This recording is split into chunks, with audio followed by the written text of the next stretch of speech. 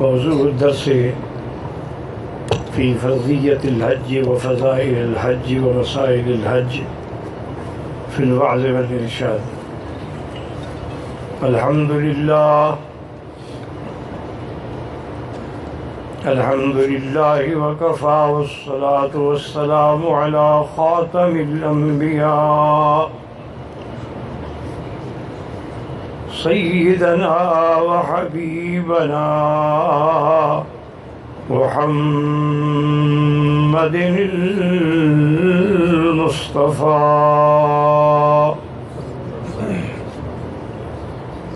وعلى آله المجتبى وأصحابه النجبى. اللهم صل على سيدنا محمد النبي الأمي الهاشمي وعلى آله وأصحابه نجوم الهدى. أما بعد، فقد قال الله تبارك وتعالى في القرآن المجيد والفرقان الحميد: أعوذ بالله من الشيطان الرجيم. بسم الله الرحمن الرحيم. ولله على الناس حج البيت من استطاع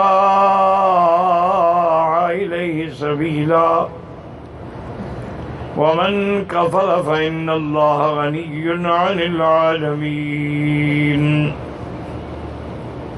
قال النبي صلى الله عليه وسلم: العمرة إلى العمرة كفارة لما بينهما، والحج المبرور ليس له جزاء إلا الجنة، أو كما قال النبي صلى الله عليه وسلم.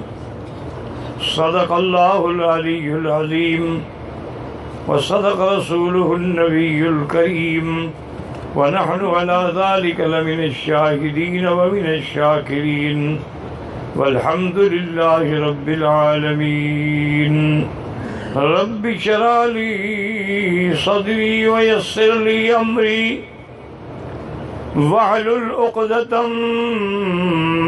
من لساني يفقهوا قولي.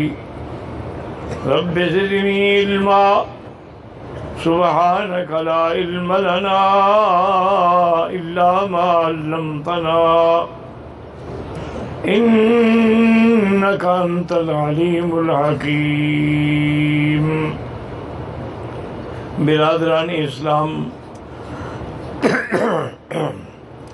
واجب الاحترام بزرگوں، دوستوں، بھائیوں، عزیز نوجوانوں، محترمہ بہنوں، اللہ تعالیٰ کے کلام مقدس میں سے آیت مبارکہ اور آقا انعامدار حبیب کبریا سیدنا محمد مصطفیٰ صلی اللہ علیہ وعلا آلہ واصحابہ وسلم تسلیما کثیرا کثیرا کہ فرامین مبارکہ میں سے ایک حدیث تلاوت کی ہے. دعا فرمائیں کہ اللہ تعالیٰ اس عاجز کو وعلا صحت عافیت کاملہ عاجلہ دائمہ اور حق بات کہنے کی توفیق عطا فرمائیں. آپ کو حق سننے سمجھنے کی، ہم سب کو حق پر چلنے کی توفیق عطا فرمائیں. تمام آنے والوں کا حج، عبادات، عمرہ، صدقات، خیرات، زیارات منظور و مقبول فرمائیں. اور اللہ تعالیٰ تمام آنے والوں کو، جو آ رہے، جو آ گئے ہیں، جو فضاؤں میں ہیں، ہواؤں میں ہیں، بر میں ہیں، بحر میں ہیں، ان کو صحت، عفت، عافیت کے ساتھ حج نصیب فرمائیں. میں نے آج جو آیت پڑھی ہے اس کا تعلق حج سے ہے. اب چونکہ ایام حج قریب آ گئے ہیں تو اب انشاءاللہ روزانہ حج پر بات ہوگی، اور تقریر زندگی تو پھر حج کے بعد. حج کی فرضیت قرآن سے بھی ثابت ہے، حدیث سے بھی ثابت ہے، اجماع سے بھی ثابت ہے۔ بھائی یہ لائٹ سامنے نہ رکھو، مہربانی کرو، میں روز کہتا ہوں، یا اس طرف جا کے بیٹھ جاؤ تاکہ لائٹ میرے سامنے نہ آئے۔ قرآن میں اللہ نے فرما دیا ہے کہ للہ علی الناس حج البیت، اللہ نے فرض کیا حج ان لوگوں پہ جو طاقت رکھتے ہیں۔ اسی طرح حدیث پاک میں بھی حضور پاک صلی اللہ علیہ وسلم نے فرمایا کہ اسلام کی بنیاد 5 ارکان میں ہے، اور ان میں 5واں رکن کیا ہے؟ حج البیت۔ اور اسی طرح حضور صلی اللہ علیہ وسلم نے فرمایا ان اللہ فرض علیکم الحج فحجوا، لوگو اللہ نے تم پہ حج فرض کر دیا ہے، اللہ کے گھر کا حج کرو۔ اسی طرح حدیث میں آتا ہے کہ جس پہ حج فرض ہو جائے فلیتعجل، وہ ادا کرنے میں جلدی کرے، کیوں؟ پتہ نہیں موت ہے، کب ہے، نصیب ہوگا کہ نہیں ہوگا۔ اور اسی طرح اجماع امت سلفن اور خلفن، یعنی سرکار دو جہاں کے زمانے سے لے کر آج تک کوئی بھی حج کا مخالف نہیں ہے، اس پر اجماع بھی ہے۔ اور اسی طرح یاد رکھیں کہ حج جو ہے یہ ایک عجیب عبادت ہے جو عبادات بدنی پہ بھی شامل ہے اور عبادت مالی پہ بھی شامل ہے۔ بعض عبادات ہوتی ہیں مالی ہوتی ہیں کہ زکوٰۃ دینی ہے، اس میں مشقت نہیں ہوتی، اور بعض عبادات جو ہیں وہ بدنی ہوتی ہے، نماز ہے، روزہ ہے۔ لیکن حج ایک ایسی عبادت ہے جو مالی بھی ہے، بدنی بھی ہے، اس میں آدمی کو مشقت بھی کرنی ہے اور مال بھی خرچ کرنا ہے۔ اور اسی طرح حج علماء نے لکھا ہے کہ یہ 2 چیزوں کا مظہر ہے، ایک تو حج جو ہے یہ عشق کا مظہر ہے، اور ایک حج جو ہے وہ آخرت کا مظہر ہے۔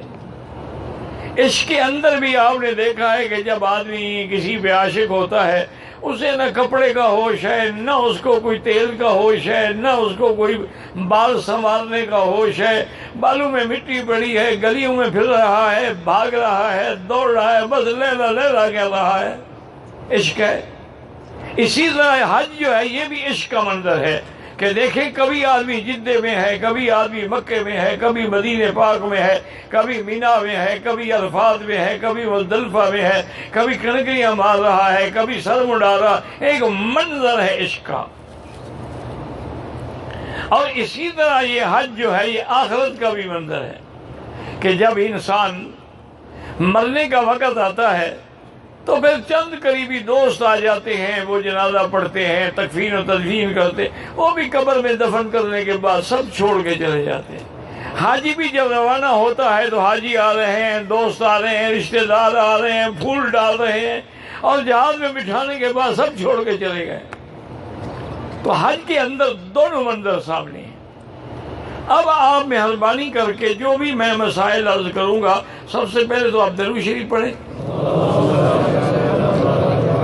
میرا بھائی، درود پڑھنے سے محفل میں برکت ہوتی ہے، اللہ کی رحمت نازل ہوتی ہے، انشراح صدر ہوتا ہے، اور آدمی کے ایمان میں ترقی ہوتی ہے، سرکار دو جہاں سے محبت میں اضافہ ہوتا ہے۔ اس لیے میرے آقا نے فرمایا کہ قیامت میں میرے قریب وہ لوگ ہوں گے جو مجھ پہ سب سے زیادہ درود پڑھیں گے۔ اسی لیے علماء امت کہتے ہیں کہ ایسے معلوم ہوا کہ محدثین، مجتہدین اور فقہاء جو ہیں یہ سب سے زیادہ قریب ہوں گے، کیونکہ ان کو تو ہر وقت کام یہی ہے نا، قال قال رسول اللہ صلی اللہ علیہ وسلم، قال قال رسول اللہ صلی اللہ علیہ وسلم، تو لہذا ان کا درود زیادہ ہے تو قرب بھی زیادہ ہوگا حضور صلی اللہ علیہ وسلم سے۔ اب یاد رکھیں جناب کہ حج کے 3 مہینے ہیں۔ کتنے مہینے ہیں؟ 3۔ یاد رہیں گے انشاءاللہ؟ کون سے؟ نہیں آرام سے بتائیں نا بھائی، حج کے کتنے مہینے ہیں؟ زور سے بات کرو. کون سے؟ اور یہ بھی اپنی طرف سے نہیں، قرآن میں الحج اشہر معلومات، اللہ نے فرمایا میرے حج کے جانے پہچانے مہینے سب جانتے ہیں، یعنی کافر بھی جانتے ہیں، زمانے جاہلیت والے بھی جانتے ہیں، یہود و نصارہ بھی جانتے ہیں. تو حج کے مہینے کتنے ہو گئے؟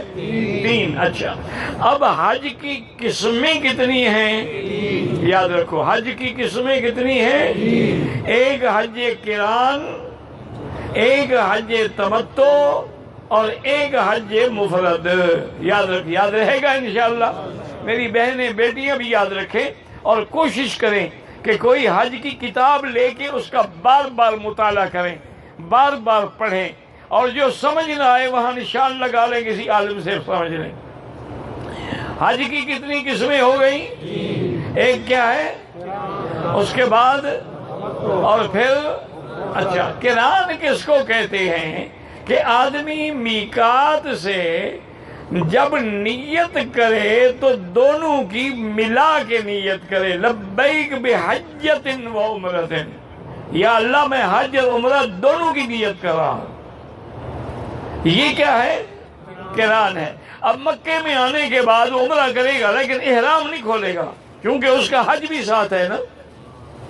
وہ احرام تب کھولے گا جب 10 تاریخ کو کنکری مار کے قربانی کر دے گا، سر مڈائے گا، احرام کھولے گا، ورنہ احرام میں رہے گا قران والا.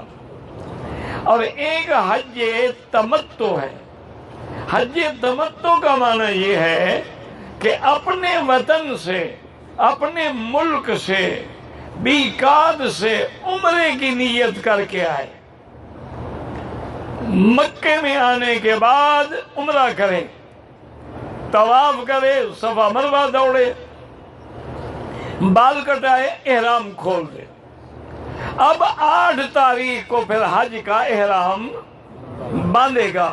تو یہ درمیان میں جو دن ہے یہ تمتع ہے، نفع اٹھانا ہے، کپڑے پہنے ہوئے ہیں، خوشبو لگائی ہوئی ہے، بیوی ہے تو حلال ہے، سب کو ٹھیک ہے، کوئی پابندی نہیں رہی نا، احرام ختم ہو گیا ہے. یہ تمتع ہے. 8 تاریخ کو پھر حج کا احرام باندھے گا. اچھا، تیسری قسم جو ہے وہ افراد ہے کہ جب اپنے میقات پہ ہو تو صرف حج کی نیت کرے، صرف حج کی، لبیک بحجۃ، اور اس کے بعد مکے میں آئے گا، طواف کرے گا، صفا دوڑے گا، طواف قدوم، لیکن احرام نہیں کھولے گا، کیونکہ احرام اس کا حج کا ہے. احرام تب کھولے گا جب مینا میں آ کے کنکری مار کے سر منڈا کے فارغ ہوگا، پھر احرام کھولے گا. تو اب یہ باتیں یاد رہیں کہ حج کے مہینے کتنے ہیں اور حج کی قسمیں کتنی ہیں. اچھا، امام ابو حنیفہ رحمۃ اللہ علیہ فرماتے ہیں کہ حج قران افضل ہے. حنفی مسلک میں حج قران افضل ہے. ان کی دلیل کیا ہے؟ وہ کہتے ہیں حضور پاک نے قران کیا ہے، اس میں تو کوئی اختلاف ہی نہیں ہے، اس میں تو کوئی جھگڑا ہی نہیں کہ حضور پاک کا حج قران تھا. تو جب حضور کا حج قران ہے تو وہی سب سے افضل ہے. اور امام احمد ابن حنبل رحمۃ اللہ علیہ فرماتے ہیں تمتع افضل ہے. وہ کہتے ہیں حضور نے مکے میں حکم دے دیا تھا کہ جن لوگوں کے ساتھ جانور نہیں ہے وہ فوراً عمرے کے بعد سر مڈا کے فارغ ہو جائیں. صحابہ نے عرض بھی کیا گیا رسولہ 4 ذی الحج ہے، باقی 3 تو دن رہ گئے ہیں. اور پھر میں اگر مجھے پتا ہوتا کہ تم ایسا کرو گے تو میں بھی تمتع کرتا. تو آپ کی خواہش اور تمنا تمتع کی تھی، لہذا تمتع افضل ہے اور اس میں آسانی بھی ہے. اچھا، اللہ کی شان دیکھیں کہ امام شافعی فرماتے ہیں افراد افضل ہے. وہ کہتے ہیں حج مفرد افضل ہے. تو ان کی دلیل کیا ہے؟ وہ کہتے ہیں اللہ نے حج فرض کیا ہے یا عمرہ بھی فرض کیا ہے؟ فرض تو صرف حج ہے. للہ علی الناس حج البیت، تو جو فرض ہے وہ افضل ہے. بہرحال تمام ائمہ کے اپنے اپنے دلائل ہیں. اللہ سب کی قبروں پہ کروڑوں رحمتیں فرمائے. اور کوئی امام بھی اپنی طرف سے نہیں کہتا، وہ لازماً قرآن اور حدیث استدلال پکڑتا ہے. بات صرف یہ ہوتی ہے کہ فہم کا فرق ہوتا ہے، یا یہ بھی ہوتا ہے ایک امام کو حدیث ملی ہے ایک کو نہیں ملی. چونکہ پہلے زمانے میں یہ ٹیلی فون تو نہیں تھے، ٹیلی فون اٹھا کے پوچھ لو. وہ تو میلوں کے اور مہینوں کے سفر تھے۔ اسی لیے امام شافعی رحمۃ اللہ علیہ کی کتابوں میں ہمیشہ دو قول ملتے ہیں، قول قدیم اور قول جدید۔ یعنی جب آپ مصر میں آ گئے اور وہاں کتب خانے تھے اور کتابیں تھیں اور توسع ہوا علم میں، تو آپ کئی پہلے قول چھوڑ دیے آپ نے، تو آپ نے قول جدید اختیار کیا۔ تو اس لیے ان کے دو قول ہیں، ہمیشہ قول قدیم اور قول جدید۔ تو بہرحال اللہ تمام ائمہ کرام پہ کروڑوں رحمتیں فرمائے۔ اب جناب یاد رکھیں کہ احرام باندھنے کا طریقہ کیا ہے۔ سنت کے مطابق یہ ہے، احرام باندھنے سے پہلے غسل کریں اور حجامت کریں، بال صاف کریں۔ یہ جو حکم ہے نا کہ بال نہ کاٹیں، یہ ان لوگوں کے لیے جو حج پہ نہیں آتے۔ حج والے کو تو بال کٹوانے ہیں۔ اب عمرے پہ آ رہا ہے، تمتع کر رہا ہے، عمرے کے بعد سر نہیں مڑائے گا، وہ سر مڑائے گا، چاہے 2 ذی الحج ہو 4 ذی الحج ہو۔ یہ ان کے لیے احکام ہیں جو یہاں نہیں ہوتے، تاکہ وہ بھی حاجیوں کی شکل بنا لیں۔ بات کو سمجھیں۔ تو اب سنت یہ ہے، عورت ہے یا مرد ہے، دونوں غسل کریں۔ اگر عورت کے دن ہیں، ایام حیض ہیں، تب بھی غسل کریں، لیکن وہ غسل نظافت کا ہوگا، پاکی کا نہیں ہوگا۔ غسل کرنے کے بعد اپنے بدن پہ خوشبو لگائیں، کپڑے پہ نہ لگائیں ورنہ دم پڑ جائے گی۔ یہ بھی یعنی اللہ کے پیغمبر کا کتنی بڑی شفقت ہے کہ آدمی کو احرام میں پسینہ آئے گا، بدبو نہ ہو جائے تو بدن پہ عطر لگا سکتے ہیں۔ یہ لگانے کے بعد اب آپ نے 2 رکعت سنت الاحرام پڑھنی ہے۔ اگر میری بیٹی ایام حیض میں ہے، وہ نیت کر لے گی لیکن نماز نہیں پڑھے گی۔ حیض والی عورت سب کچھ کر سکتی ہے، احرام باندھ سکتی ہے، لبیک پڑھ سکتی ہے، ذکر کر سکتی ہے، مینا جا سکتی ہے، عرفات جا سکتی ہے، مزدلفہ جا سکتی ہے، پھر مینا آ سکتی ہے، کنکریاں مار سکتی ہے، قربانی کرا سکتی ہے، بال کاٹ سکتی ہے، لیکن نماز اور طواف نہیں پڑھ سکتی جب تک پاک نہ ہو۔ اچھی طرح یاد رکھ لیں اور اچھی طرح سمجھ لیں۔ اور جن کے ساتھ عورتیں ہیں وہ گھر میں بیٹھ کے عورتوں کو سمجھا دیں کہ گھبرانے کی کوئی ضرورت نہیں۔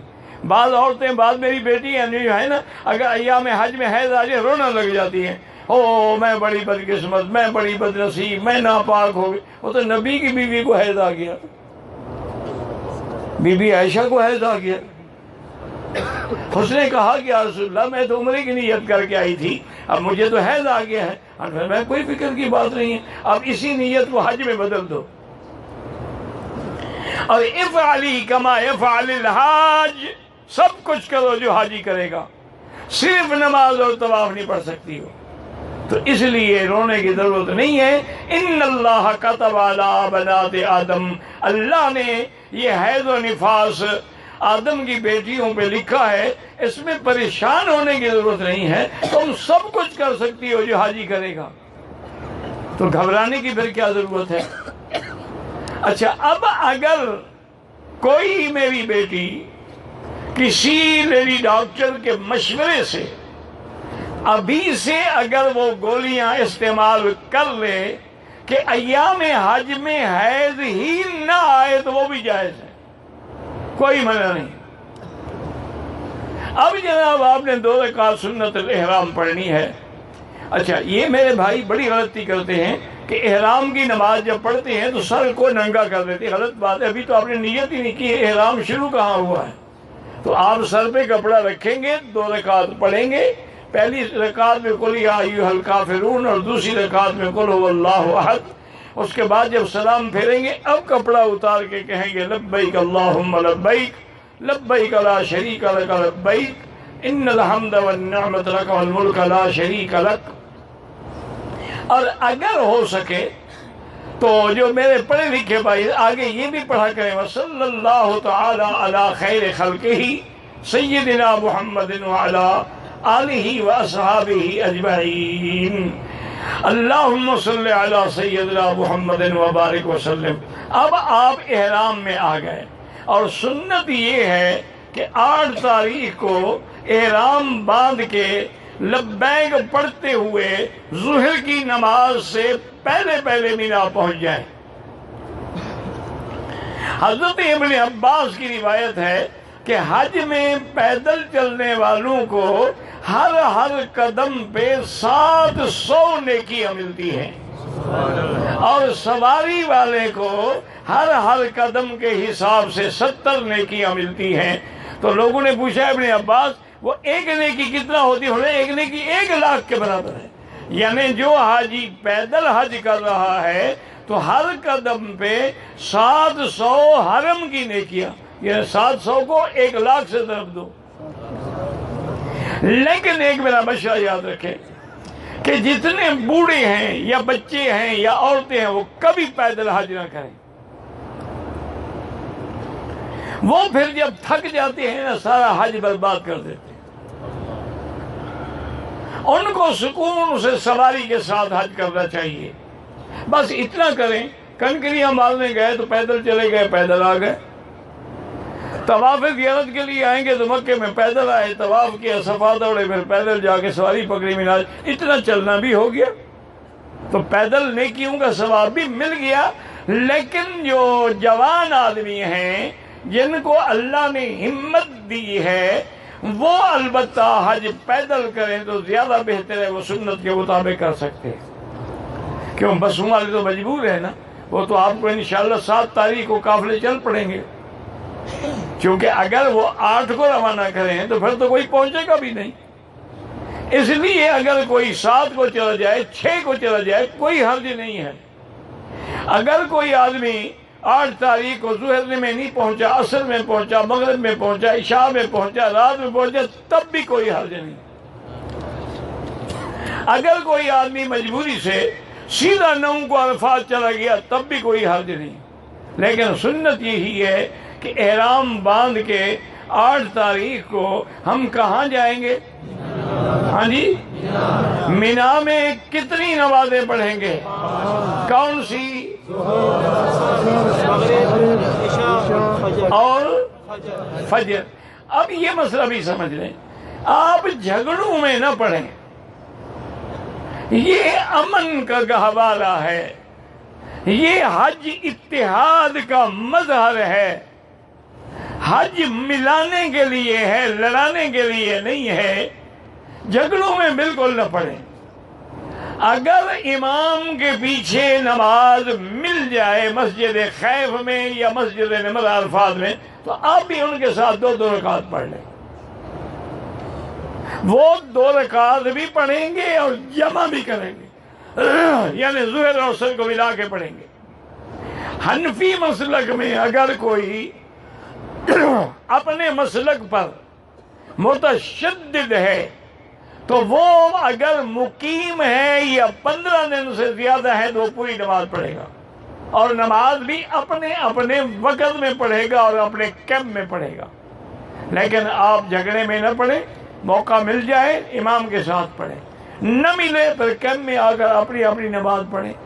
کیمپ میں آپ حنفی مسلک میں جمع نہیں کر سکتے، وہ کہتے ہیں کہ جمع تب ہوگی جب امام کے پیچھے آپ ہوں گے، ورنہ کیمپ کے اندر جمع نہیں ہوگی۔ تو آپ ان جھگڑوں میں خدا کے لیے نہ پڑیں۔ اور ویسے بھی اکثر حاجی جو ہیں وہ تو مسافر ہیں۔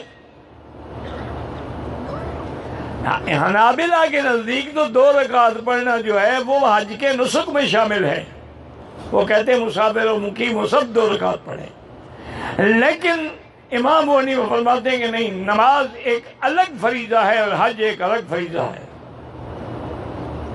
ایک فرض دوسرے فرض کے اندر داخل نہیں ہو سکتا۔ تو اس لیے وہ فرماتے ہیں کہ مقیم ہے تو پوری پڑھے اور مسافر ہے تو قصر پڑھے۔ لیکن کہنے کا مقصد یہ تھا کہ حاجی تو مسافر ہے، مکے میں آئے، 8 دن 10 دن رہے، مدینہ بھیج دیا، 8 دن 10 دن رہے، پھر مکے میں آ گئے، پھر مکے سے مینا عرفات کی، وہ تو مسافر ہے، حج کے بعد انہیں پھر روانہ ہو جانا ہے۔ تو اس لیے آپ کسی جھگڑے میں نہ پڑیں، کوشش یہی کریں کہ آپ کی نمازیں مسجد میں ادا ہوں، لیکن وہ لوگ مسجد جائیں جو سمجھدار ہیں، کارڈ بھی ساتھ ہوں تاکہ بھول گیا تو پھر خیمہ بھی نہیں ملے گا، پھر بھٹکتے رہیں گے۔ اور دوسری بات یاد رکھیں، مرد ہو یا عورت ہو یا بچہ ہو، سب کو 50-100 ریال کھلے کر کے 5-5 10-10 دے دیں، اس کے پاس ہونے چاہیے۔ انسان ہے، بچھڑ گیا تو اب وہ روٹی اور پانی بھیک مانگ کے کھائے، اس کے بعد پیسے ہوں گے، ہر چیز ملتی ہے، کھا لے گا، پریشانی تو نہیں ہوگی۔ تیسری بات یہ ہے کہ جتنی پولیس اور اسکاؤٹ کے لوگ ہیں وہ تیری خدمت کے لیے ہیں۔ اگر آپ بھول گئے ہیں، ان کو صرف مکتب نمبر بتائیں گے کہ جی میرا مکتب نمبر 1 ہے یا 2 ہے یا 10 ہے، 1 منٹ میں آپ کو وہ پہنچا دیں گے۔ ان کے پاس نقشہ ہوتا ہے، وہ کھولیں گے اور اس کے بعد سیدھا آپ کو وہیں لے جائیں گے۔ تو اس لیے بالکل نہ گھبرائیں۔ تو انشاءاللہ ثم انشاءاللہ اب احرام باندھنے کے بعد مردوں کے لیے سر پہ کپڑا ڈالنا حرام ہے، سلا ہوا کپڑا پہننا حرام ہے۔ سلا ہوا کیا معنی؟ یعنی قمیض ہے، بنیان ہے، پاجامہ ہے، شلوار ہے، واسکٹ، ایسے چادر سلی ہوئی ہے تو اس کا کوئی حرج نہیں ہے۔ ناخن کاٹنا حرام ہے، خوشبو لگانا حرام ہے، وہ چیزیں جن میں خوشبو ہو ان کا کھانا بھی حرام ہے۔ اس لیے احتیاط کریں پوری طرح سے کہ اگر کوئی مجبوری میں تیل ویل لگانا پڑے تو بغیر خوشبو والا لگائیں۔ اگر ہاتھ دھونے کے لیے صابن کی ضرورت ہو تو بغیر خوشبو والا کپڑے دھونے والا صابن رکھ لیں ساتھ، 2-3 دن اسی سے گزارا ہو جائے گا۔ لیکن آج کل تو انہوں نے باقاعدہ حاجیوں کے لیے الگ اسپیشل صابن بھی بنا دیے ہیں جن میں خوشبو نہیں ہوتی اور آسانی رہتی ہے آدمی کے لیے۔ اب یہ انشاءاللہ یاد رکھیں، شکار کھیلنا منع ہے، شکاری کو اشارہ کرنا بھی منع ہے۔ اب ہم نے انشاءاللہ 8 تاریخ کو کہاں پہنچنا ہے؟ یاد رہے گا انشاءاللہ 8 کو کہاں پہنچیں گے؟ اچھا حج کا ترانہ کیا ہے، کیا پڑھیں گے؟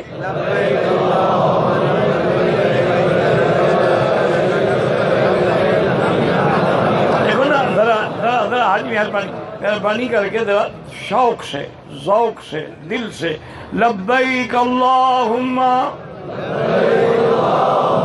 لبیک لبیک لا شریک لک لبیک ان الحمد والنعمت لک والملک لا شریک لک۔ حاجی صاحبان صرف اسی کو سمجھ لیں تو عقیدہ ٹھیک ہو جائے گا۔ لبیک مانا حاضر ہوں، میں حاضر ہوں، اللہ میں حاضر ہوں، میں حاضر ہوں، لا شریک لکا، تیرا کوئی شریک، ہاں جی، تیری ذات میں بھی کوئی شریک، تیری اسماء و صفات میں بھی کوئی شریک، تیری افعال میں بھی کوئی شریک، لا شریک لک۔ لا کی تلوار چلاؤ گے، کوئی پیر، کوئی فقیر، کوئی مجذوب، کوئی ولی، کوئی نبی تیرا شریک، لا شریک لک۔ لیکن یہ لا شریک بھی پڑھتے رہو اور قبروں پہ سجدے بھی کرتے رہو، اللہ فرماتا ہے ایسے منافق کا حج مجھے قبول نہیں ہے۔ کہ زبان پہ ہے لا شریک لک اور ادھر کھڑے ہیں یا غوث اعظم، یا داتا، یا شباز قلندر، اور ادھر لا شریک لک۔ تو یہ پھر اللہ سے مذاق کر رہے ہو؟ صرف اسی کا معنی ہی یاد کر لو نا جی، تو کبھی زندگی میں شرک نہیں ہوگا۔ اچھا آگے دیکھیں کیا ہے، لبیک اللہم لبیک لبیک لا شریک لک لبیک ان الحمد، حمد کس کے لیے ہے؟ تمام محامد کس کے لیے ہے؟ ان الحمد والنعمت لک والملک، اور تمام نعمتیں کس کے لیے ہیں؟ کس نے ہمیں حج کی نعمت سے نوازا؟ کس نے اپنے دروازے پہ آنے دیا؟ کس نے ہمیں مکے مدینے میں بلایا؟ کس نے ہمیں مینا میں پہنچایا؟ کس نے ہمیں عرفات دکھایا؟ ان الحمد والنعمت لک یہ ساری کائنات اور ملک کس کے لیے ہے؟ سیدھی کھل کے بات کریں، کس کے لیے ہے؟ قل اللہم مالک الملک تؤتی الملک من تشاء وتنزع الملک ممن تشاء، ملک کس کے لیے ہے؟ کھل کے کہو، تبارک الذی بیدہ الملک لہ ملک السماوات والارض للہ ما فی السماوات وما فی الارض، ملک کس کے لیے ہے؟ تو پھر داتا کی نگری کہاں ہے؟ ملک تو اللہ کا ہو گیا، تو داتا صاحب کی نگری کدھر گئی؟ ہمارے ہاں تو تقسیم ہے نا جی، کہ یہ حصہ داتا صاحب کا ہے، یہ پاک پٹن والوں کا ہے، یہ بہاؤالدین زکریہ والوں کا ہے، یہ محبوب سبحانی کا ہے، اور یہ شہباز قلندر کا ہے، یہ جناب پیر غازی کا ہے، یہ عبداللطیف بھٹائی کا ہے۔ انا للہ و انا الیہ راجعون۔ وہ سارے اولیاء شرک سے بیزار تھے، انہوں نے ہمیشہ توحید کا سبق پڑھایا ہے۔ اللہ ان کی قبروں پہ کروڑوں رحمتیں کرے۔ ہمارے علاقے میں جو خاندان قریجہ کے سب سے بڑے پیر گزرے خواجہ فرید، جن کا نام آپ نے سنا ہوگا، ان کا نام دیوان فرید بھی ہے، تو یہ ان کا شعر ہے سریکی زبان میں کہ دریا نہ وہندے حکمنی اوہ تھی سی جئی رب گھنی، وہی ہوگا جو اللہ چاہے گا اور کسی کے چاہنے سے کچھ نہیں ہوگا۔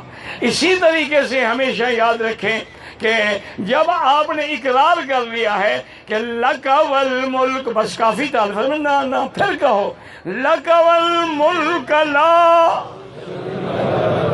لک والملک لا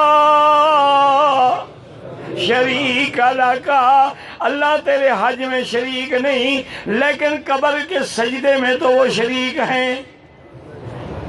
اللہ تیری قربانی میں شریک نہیں، لیکن نظر نیاز میں تو وہ شریک ہیں۔ اللہ نے فرمایا میرا مدنی اعلان کر دو، ان صلاتی و نسکی و محیای و مماتی للہ رب العالمین لا شریک لہ۔ اعلان کر دے کہ میری بدنی عبادت، نمازیں، میری قربانی سب کس کے لیے ہے؟ اب آپ قربانی جو کریں گے کس کے نام پہ کریں گے؟ اگر اللہ کے نام پہ بھی قربانی ہو اور مزاروں پر بھی اٹے گھٹے ذبح کیے جائیں تو پھر توحید کہاں رہی؟ کعبے پر بھی غلاف ہو، تیرے مزاروں پر بھی غلاف ہو تو توحید کہاں گئی؟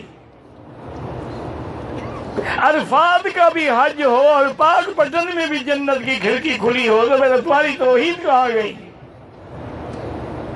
یاد رکھو، ساری زندگی حج کرتے رہو، اگر عقیدے میں کروڑواں حصہ بھی شرک ہے تو اللہ قبول نہیں کرتے۔ اسی لیے پہلا سبق یہی ہے کہ لبیک اللہم لبیک لبیک لا شریک لک لبیک ان الحمد والنعمت لک والملک لا شریک لک۔ ایمان سے کہیں میرے مدنی نے لبیک پڑھا کہ نہیں پڑھا؟ ہاں جی، میرے آقا نے، تمام پیغمبروں نے، حضرت آدم سے لے کر سرکار دو عالم تک ہر نبی نے حج میں لبیک پڑھا ہے کہ نہیں پڑھا ہے؟ اچھا، اب انشاءاللہ 9 تاریخ کو فجر کی نماز کے بعد، سورج نکلنے کے بعد سنت یہ ہے، لیکن اگر قافلے پہلے چلے جائیں تو کوئی حرج نہیں ہے، لیکن سنت یہی ہے کہ سورج نکلے، دھوپ پھیلنی شروع ہو تو آدمی عرفات کی طرف چلے۔ 9 کا دن کہاں گزاریں گے؟ ہاں جی، 9 کا دن کہاں ہوگا؟ یہ حج کا رکن ہے، عرفات نہ ہوا تو حج نہیں ہوگا، یہ رکن ہے حج کا۔ اب 9 کو عرفات میں انشاءاللہ پہنچیں گے۔ عرفات کا وقت کب شروع ہوگا؟ ہاں جی، زور سے کہو تاکہ سب کو یاد رہے۔ عرفات کا وقت کب ہوگا؟ ختم کب ہوگا؟ ہاں جی، ختم کب ہوگا؟ ہاں جی، یاد رکھو مغرب تک تو ہم نے وہاں رہنا ہے، اس کے بعد نکلنا ہے، اس کا وقت تو ساری رات ہے، صبح صادق تک عرفات کا وقت ہے۔ یعنی کوئی آدمی مکے سے رات کو 11 بجے احرام باندھ کے عرفات چلا گیا، وہاں بیٹھا دعا مانگی، مزدلفہ آگے حاجی ہو گیا۔ یہاں بہت سارے لوگ جو ڈپٹی والے ہیں وہ یہی کرتے ہیں بیچارے، ان کو موقع ہی نہیں ملتا۔ وہ رات کو 11 بجے احرام باندھ کے اور نہ رش، نہ گاڑیاں، نہ چکر، نہ پریشانی، سیدھا عرفات 1 گھنٹہ بیٹھ کے دعائیں مانگ کے مزدلفہ، اور مزدلفہ میں آ کے اگر نمازیں نہیں پڑھی ہیں 2 نمازیں مزدلفہ میں پڑھیں گے، اور آدھی رات کے بعد کام کرنے والوں کو اجازت ہے وہ مزدلفہ سے بھی چل پڑیں۔ وہ صبح سادے کے بعد کنکری مار، سر مڑا کے آگے کپڑے پہنے ڈپٹی کریں۔ اب ہم نے انشاءاللہ 9 تاریخ کو سارا دن کہاں رہنا ہے؟ یاد رہے گا؟